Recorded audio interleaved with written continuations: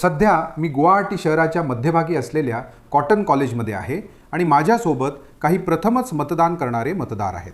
मला एक गोष्ट सांगा, तुम्ही लोक यावेळी मतदान करणार आहात. तुमच्या राजकारण्यांकडून तुमची काय अपेक्षा आहे? आमची अपेक्षा आहे की ते समाजाच्या भल्यासाठी काम करतील.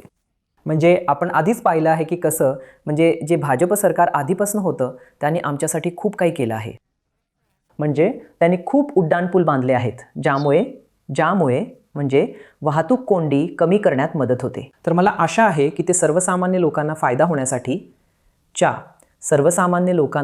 होण्यासाठी आणि समाजातील गरीब वर्गाच्या कल्याणासाठी आणखी नवीन कल्पना घेऊन येतील. एक विद्यार्थी म्हणून मला एक गोष्ट सांगा, तुमच्या सरकारकडून तुमची काय अपेक्षा आहे? मला वाटतं सरकारनं म्हणजे तुम्हाला माहित आहे NEP साठी काम करायला पाहिजे.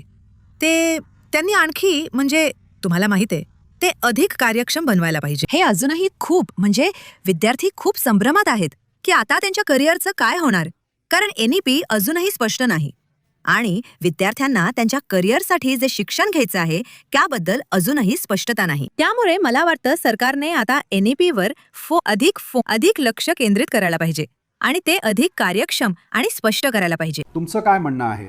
तुमच्या सरकारकडून तुमची काय अपेक्षा आहे? जेव्हा तुम्ही त्या प्रकारासाठी मतदान करणार आहात, यावेळी तुम्ही कोणत्या निकषांवर मतदान करणार आहात? मला वाटतं सरकार म्हणजे जे कोणी येईल, जे नवीन सरकार स्थापन करेल, मला वाटतं त्यांनी त्यांच्या मतदारसंघाच्या कल्याणासाठी काम केलं पाहिजे. म्हणजे लोकांना राहायला स्वच्छ वातावरण मिळालं पाहिजे, मग गटारं स्वच्छ असली पाहिजेत वगैरे.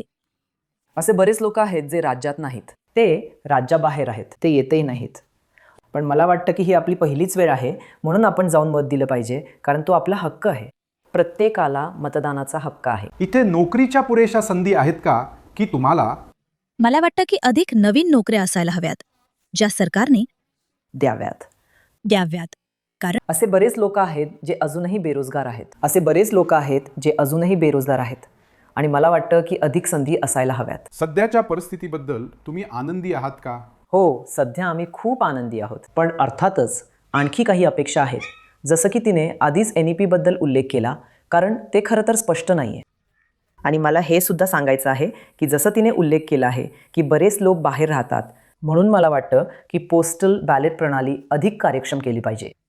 तुम्हाला वाटतं का की म्हणजे आता शिक्षणाचा शैक्षणिक दर्जा की म्हणजे पक्ष मोफत शिक्षणाचं आश्वासन देत आहेत, ही एक चांगली गोष्ट आहे का? मला वाटतं की एका अर्थानं ही एक चांगली गोष्ट आहे, कारण बरेच गुणवंत विद्यार्थी आहेत जे खूप गरीब पार्श्वभूमीतून येतात, त्यामुळे शिष्यवृत्त्या उपयुक्त आहेत.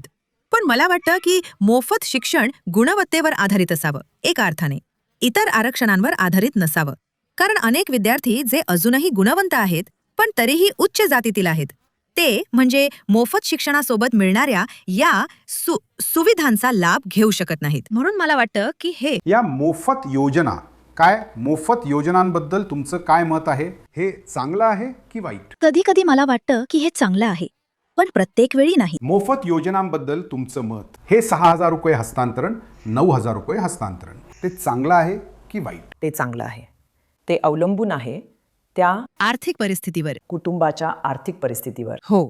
तर तुम्ही बदलासाठी मतदान करणार आहात की जैसे थे परिस्थिती राहणार आहे? प्रत्येक जण बदलासाठी मतदान करणारे, कारण मी असं म्हणत नाहीये, नाही मी म्हणतेय की म्हणजे तुम्हाला माहित आहे ते मी कोणत्याही पक्षाची किंवा कशाचीही बाजू घेत नाहीये, पण मला वाटतं की जे सरकार सत्तेत येईल त्यांनी बदल घडवून आणले पाहिजेत. तुम्हाला माहित आहे समाजात असे अनेक पैलू आहेत ज्यात बदल व्हायला हवेत, ज्यात बदल होणे आवश्यक आहे, जेणेकरून म्हणजे तुम्हाला माहित आहे समाजाच्या भल्यासाठी. तुम्हाला काय वाटतं? हो, तेच जसं ती म्हणाली की आम्हाला असं सरकार हवं आहे.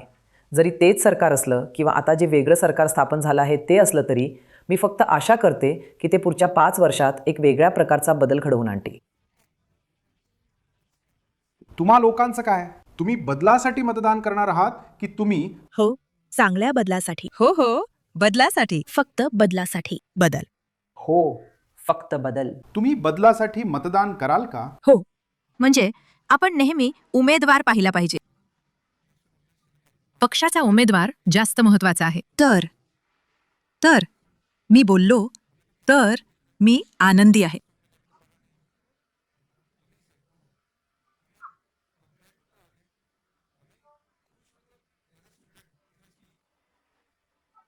म्हणजे खूप नाही, पण एका मर्यादेपर्यंत मी हो म्हणेन. कारण मला मला शिष्यवृत्ती मिळत आहे. माहित आहे ना मला ईशान उदय मिळत आहे. मला हे बाबू असुमी सुद्धा मिळत आहे, जे मुलांसाठी सुद्धा सुरू केलं होतं. तर आमचं काय? तर आता माहित आहे ना, मुलांकडे लक्ष दिलं जात आहे. आणि पुन्हा कुठे? आसाममध्ये. आसाममध्ये. हो हो, ते वाढत आहे. तुम्हाला माहित आहे, अलीकडेच आम्ही पाहिलं म्हणजे उद्योग उत्पादन करत आहेत. तुम्ही सरकारवर खुश आहात का?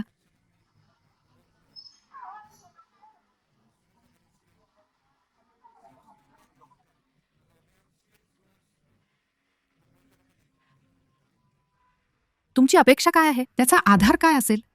तुम्ही सरकारवर खुश आहात का? हो, खुश पण आहे. नाही पण 50-50. कारण काही दृष्टिकोनातून त्याचे फायदे आहेत आणि काही दृष्टिकोनातून तोटे आहेत. म्हणजे ते फक्त काही निकषांमध्ये वगैरे कमी आहे, जसे की रस्ते आणि पूल वगैरे. रोजगाराच्या संधी. रोजगाराच्या संधी